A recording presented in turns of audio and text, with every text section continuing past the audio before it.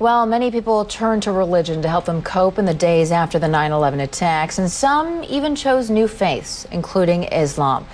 That may be no surprise, since a quarter of the estimated 6 million Muslims in the United States are converts. Delia Gallagher looks at two people who chose that path. وأشهد أن محمد. Alison Poole says this phrase 3 times in Arabic أشهد and then in English. there is no God but God. And I bear witness that Muhammad is the messenger of God. is the messenger of God. And her conversion ceremony is complete. She's now a Muslim.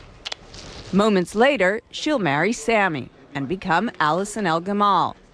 But Alison, who was raised a Southern Baptist in North Carolina, says faith, not marriage, made her want to become a Muslim. I think for a long time I've been looking for something. There's been like a piece missing. Always one little thing that maybe wasn't right. At a ceremony marking the Muslim holy month of Ramadan, she explained why Islam appeals to her.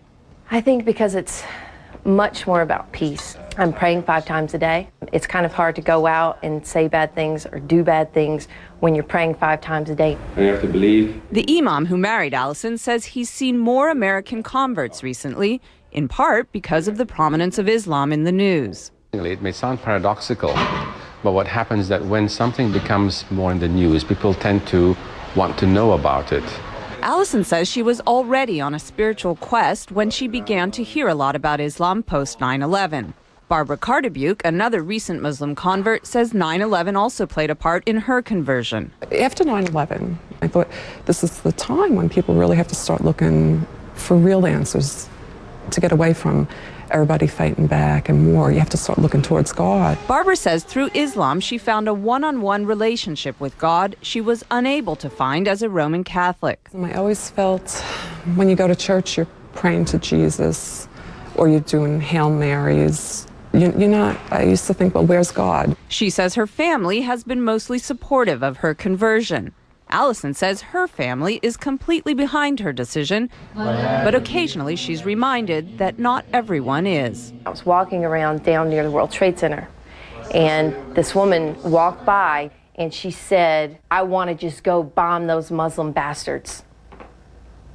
And I heard her say it, and it really struck me, because I was like, you know what, that's me.